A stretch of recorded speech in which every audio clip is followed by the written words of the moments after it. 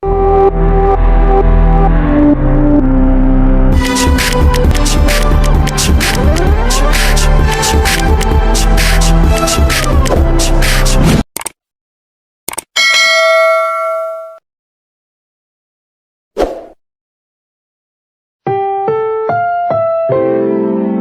programang ito ay rated SPG, striktong patnubay at gabay ng magulang ang kailangan. Maaaring may masiselang tema, lengguwahe, karahasan, sexual, horror o droga na hindi angkop sa mga bata.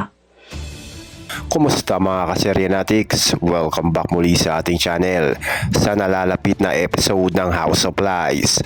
Ngayong May 15, mas lalo pang iinit ang tensyon sa loob ng pamilyang Torrecampo habang isa-isang nabubunyag ang mga lihim, pagtataksil at totoong intensyon ng bawat karakter. Base sa ipinakitang teaser, mukhang hindi na kayang palampasin ni Edward ang mga nangyayari, kaya magsisimula na siyang lumaban at magsalita laban sa mga taong matagal niyang pinagkakatiwalaan. Sa umpisa ng episode, mapapanood ang matinding konfrontasyon ni na Edward at Thea.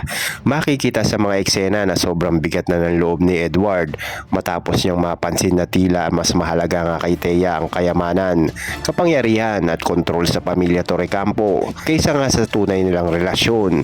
Habang pilit nagpapaliwanag si Thea, ramdam naman ang galit ng pagkadismaya ni Edward.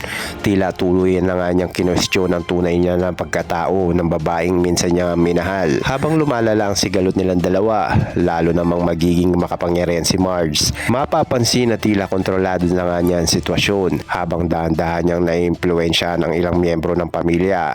Dahil dito, posibleng mas lalo pang magkawatak-watak ang mga Torrecampo. Ang dating simpleng alitan sa mana ay unti-unti na nga nauuwi sa mas malalim na hidwaan at personal na galit.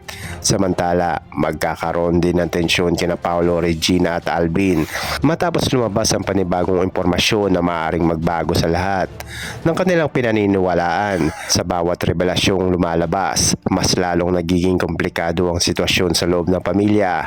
May mga magsisimulang magduda, may magtataksil at may mga mapipilitang pumili nga kung sino talaga ang kanyang kakampihan. Isa rin sa pinakakaabangang mangyayari mamaya ay ang posibilidad niya na may mabubunyag ng panibagong sikreto tungkol kay Edward. Maraming mga viewers ang naghihinalang may koneksyon niya ito sa tunay niya pagkatao sa nakaraan ng pamilya Torrecampo. Kapag tuluyan na nga itong lumabas, posible nitong baguhin ang takbo ng buong kwento at tuluyan nga magpabagsak sa mga taong matagal nang nagsisinungaling. Habang papalapit nga ang ending ng episode, mas magiging emosyonal at matindi ang mga eksena. Makikita ang iyakan, sigawan at matitinding konfrontasyon sa loob mismo ng mansyon. At gaya nga ng inaasahan ng maraming manonood, mukhang magtatapos na naman ang episode sa isang nakakagulat na mag-iiwan ng maraming tanong at mas magpapasabik para sa susunod na kabanata ng House of Lies. Pero kung bago ka pa mga kaseryanatics, ay huwag mo naman kalimutan na subscribe ang ating channel and click the notification bell para updated ka sa mga bago pang kwento ng House of Lies.